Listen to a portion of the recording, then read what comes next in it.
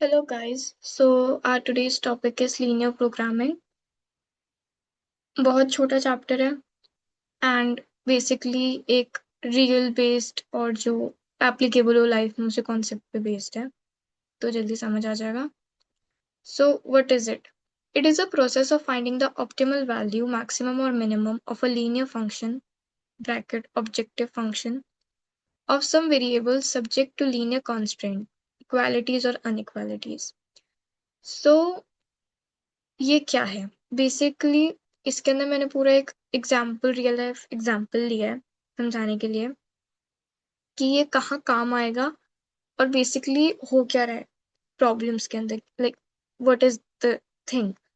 सो एक स्टोरी से समझते हैं. तो कंडीशन है आपके पास, ठीक है, क्या हो रहा है एक्चुअली में. आप एक बिजनेस ऑफ शूज आप एक स्टार्ट कर रहे हो, आपको एक शूज का बिजनेस करना है.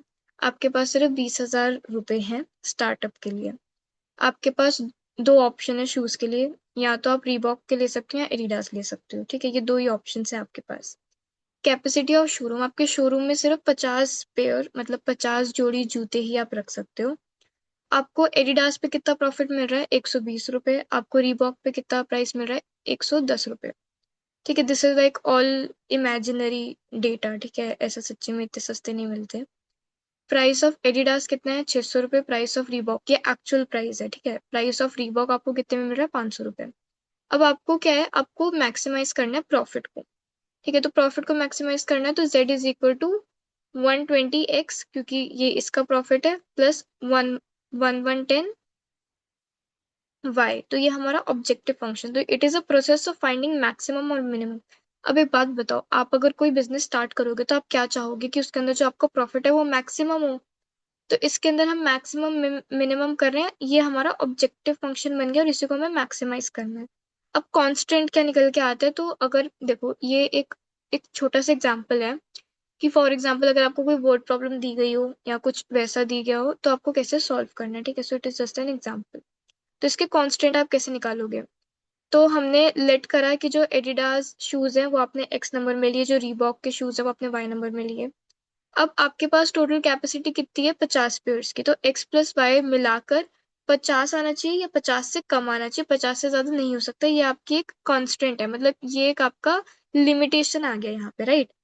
उसके बाद यहाँ पे आपको 600 रुपए का प्राइस था एडिडास पे. तो 600 इंटू एक्स, ये हम टोटल कॉस्ट निकाल रहे हैं. हम पे सिर्फ 20,000 रुपए खर्च करने के लिए.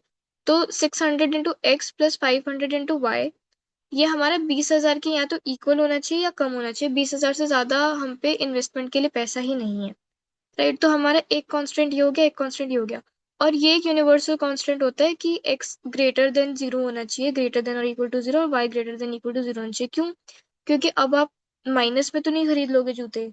मतलब आपने किसी को सुना है कि मैंने -2 जूते खरीद लिए? So that doesn't make sense, right. इधर इट कैन बी जीरो कि आपने खरीदे ही नहीं, या आपने पॉजिटिव में खरीदे होंगे, राइट.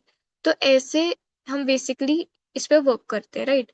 अब इसके अंदर टू टाइप्स के क्वेश्चंस हैं which I would like to discuss and फिर we can get done with the session. So question one, ठीक है, कैसे क्वेश्चन आते हैं. तो आपको दिया होगा z, ये आपका ऑब्जेक्टिव फंक्शन, आपको बोला गया है मैक्सिमाइज करने को. z is equal to 4x+y. Constant आपको दिए हैं, x should be greater than equal to zero, y should be greater than equal to zero, x plus y should be less than equal to 50, 3x+y should be less than equal to 90, right. तो आपको क्या करना है? बहुत simple है. जो भी है ना, आपको एक बार जैसे हम बचपन के अंदर करते थे कि पॉइंट्स निकालते थे, तो पॉइंट्स निकालने के लिए क्या करते थे, पहले एक बार एक्स को जीरो पुट कर देते थे, एक बार वाई को जीरो पुट कर देते थे. तो दो पॉइंट्स निकल के आते थे, उसके थ्रू हम एक लाइन बना देते थे एंड हमें एक लाइन मिल जाती थी. तो अब क्या करना है, सेम चीज करनी है. एक्स प्लस वाई यहाँ पे वैसे तो इनइक्वालिटी है, बट आप इक्वल लेके पॉइंट्स निकाल लो.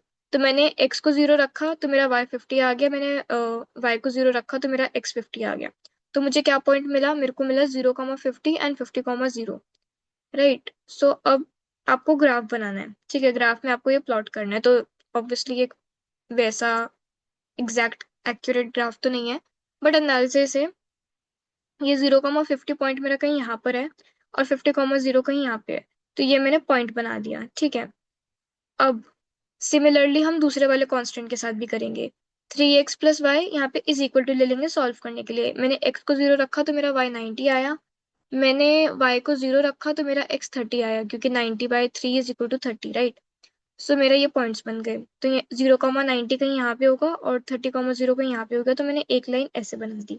अब क्या करना है आपको, अनइक्वालिटी कैसे पता, मतलब ये जो इनइक्वालिटी है इसे कैसे पता करना है। देखो आपको क्या करना है, आपको ना जैसे यहाँ पे कोई भी पॉइंट ले लो, ठीक है। इजी रहता है अगर आप ओरिजिन को मान लो, मतलब अगर वो लाइन ओरिजिन से पास नहीं कर रही, so it's better if you take origin as that point, right. तो अब यहाँ पे 0,0 होता है ओरिजिन के कोऑर्डिनेट्स, तो आप इसमें 0,0 डालो।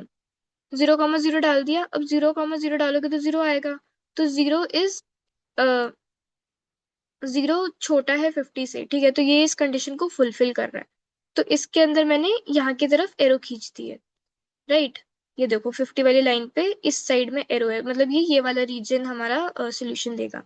इसके अलावा अगर हम 3x+y के अंदर भी करें तो 0,0 अगर मैंने लिया तो ये भी अंदर की तरफ आ रहा है। अब इसके अंदर जो आपको कॉमन शेडेड रीजन आएगा आपको वो निकालना है।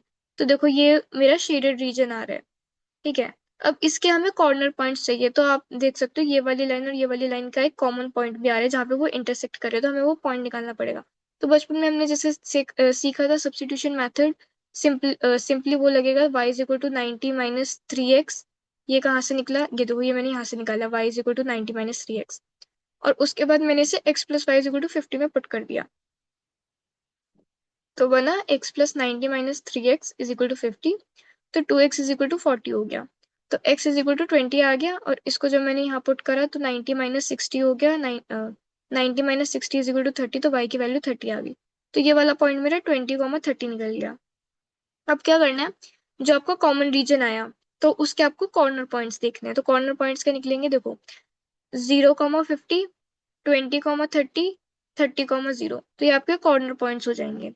तो आपको क्या करना है, आपको टेबल बनाना है, और 0,0 भी, क्योंकि यहाँ पे 0,0 है ना, ये तो पॉइंट है, क्योंकि x should be greater than और equal to 0, y should be greater than equal to 0, मतलब हम सिर्फ फर्स्ट क्वाड्रेंट की बात करें, इसलिए 0,0 भी इंक्लूड होगा। अब हमें क्या करना था, हमें मैक्सिमाइज करना था। तो अब क्या करना है, सिंपल है।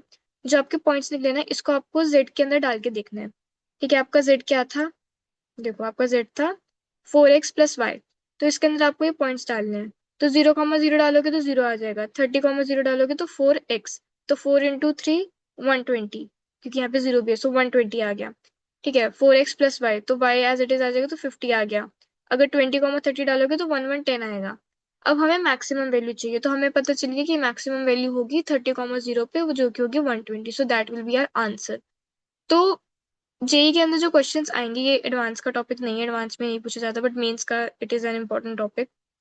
तो आपको बस इतना याद रखना है कि कांस्टेंट को सही से पढ़ना है, आपको उसके पॉइंट्स निकालने हैं, एक लाइन खींच लेनी है, फिर एक कोई भी कोऑर्डिनेट लेकर चेक करना है कि उसका जो रीजन है वो इस तरफ आ रहा है कि बाहर की तरफ, मतलब ऑपोजिट साइड जा रहा है, ठीक है। आपको वो देख लेना है, उसके बाद आपको कॉमन पॉइंट निकालना है, कॉमन पॉइंट जो भी आएगा उसे प्लॉट कर देना है, और उसके बाद आपको शेडेड रीजन निकाल देना है, उसके बाद जेड की वैल्यू चेक करनी है, जिसपे मिनिमम मैक्सिमम जो भी है वो आपको इजीली पता चल जाएगा।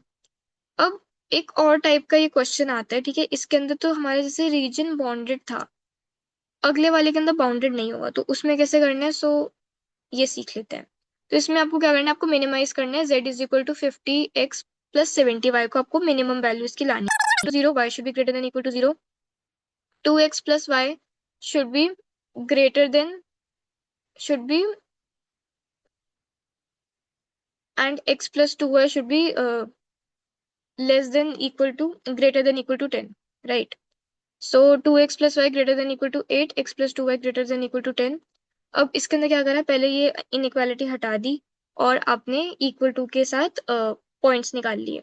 तो एक बार मैंने x को 0 रखा तो मेरा y 8 आ गया, y को 0 रखा तो मेरा x 4 आ गया।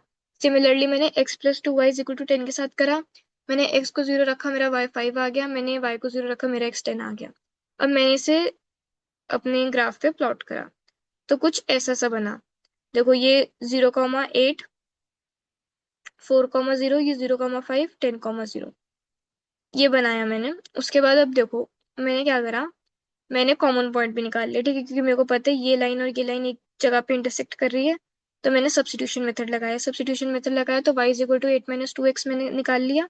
ये मैंने कौन सी वाली इक्वेशन से निकाला, देखो ये मैंने इस वाली इक्वेशन से निकाला, y is equal to 8 - 2x, मैं 2x को उधर ले गई और मैंने इस वाली में x plus 2y is equal to 10 वाली में मैंने ये पुट करा। तो मेरा आंसर आया x is equal to 2, y is equal to 4। तो ये मैंने यहाँ पे पॉइंट बना दिया। अब हमें ये देखना है कि किस तरफ हमें शेड करना है। तो हमें कैसे पता चलेगा, देखो ये वाली लाइंस भी ओरिजिन से पास नहीं करी तो हम ओरिजिन को ही पॉइंट लेके चेक करेंगे। तो मैंने 0,0 डाला, ठीक है, मैंने 0,0 डाला। अब 0,0 डाल के तो ये 0 बना। अब 0 इज नॉट ग्रेटर देन 8, तो मतलब ऑपोजिट साइड की वो ऑपोजिट साइड का रीजन शेड करना है। सिमिलरली अगर आप x plus 2y greater than equal to 10 के अंदर 0,0 डालो तो ये भी 0, ये भी 0, तो ओवरऑल 0 आ गया। 0 is not greater than equal to 10, तो ये भी फुलफिल नहीं कर रहा, तो ये जो शेडिंग होगी वो ऑपोजिट साइड में इसलिए दिखाई जा रही है। उसके बाद अब आपको क्या करना है, आपको ये 10,0, 2,4 और 0,8 ये आपके कॉर्नर पॉइंट्स हो गए, ठीक है। तो आपको इन पे अब z की मिनिमम वैल्यू चेक करनी है। तो 0,8 डाला तो z इज इक्वल टू 560 आया। 10,0 डाला तो z इज इक्वल टू 500 आया। 2,4 डाला तो z इज इक्वल टू 380 आया। तो हमारी ये मिनिमम वैल्यू आ गई। अब अगर ये एक नॉर्मल क्वेश्चन होता, अगर ये जो हमारा रीजन है वो बाउंडेड निकलता, तो हमारा यहाँ पे आंसर खत्म हो जाता।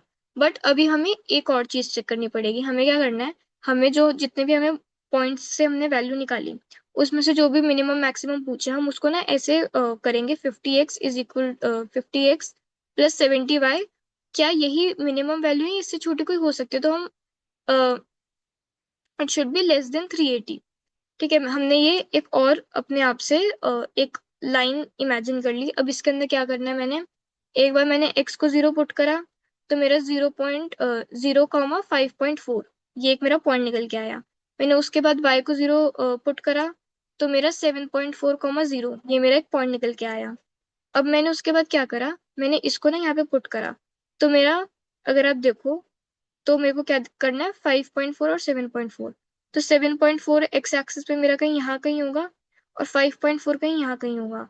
तो इसके साथ मैंने एक और, ये डॉटेड लाइन होनी चाहिए थी बट डॉटेड लाइन इतनी अच्छे से दिख नहीं रही थी इसलिए मैंने स्ट्रेट मतलब डार्क की बना दी। But I am talking about this line, ठीक है। आई होप आपको समझ आ रहा हो। देखो ये वाली जो लाइन है, ये वाली लाइन, ये वाली लाइन की बात हो रही है, राइट। तो हमने क्या करा, हमने जब इसके बारे में देखा तो ये हमारा 50x plus 70y is equal to 380, तो हमें पता चला कि 2,4 ही इसका कॉमन पॉइंट है और इसके अलावा कोई भी पॉइंट इसके बाउंडेड या मतलब इसके अनबाउंडेड रीजन में नहीं जा रहा है। इससे हमें पता चला कि जो ओवरऑल आएगा वो एक ही पॉइंट पे हमारा मिनिमम वैल्यू आ रही है, और अगर ये इसमें टच कर जाती तो इसके साइड पे जितने भी पॉइंट्स आते उन सब पे हमें मिनिमम वैल्यू मिलती। So that is the thing, ठीक है। तो इसके अंदर क्योंकि वो वैसा नहीं हो रहा है इसलिए एक ही पॉइंट कॉमन है, इसलिए जो मिनिमम वैल्यू होगी वो 380 ही होगी एट 2,4। सो ये हमने एक अनबाउंडेड का भी देख लिया और एक बाउंडेड का भी देख लिया। सो ऐसे ही क्वेश्चंस आपसे पूछे जाएंगे, आपको बस अच्छे से ग्राफ बनाने, प्लॉट करने हैं और वैल्यूज चेक करनी है और बाउंडेड और अनबाउंडेड का ध्यान रखना है। Thank you.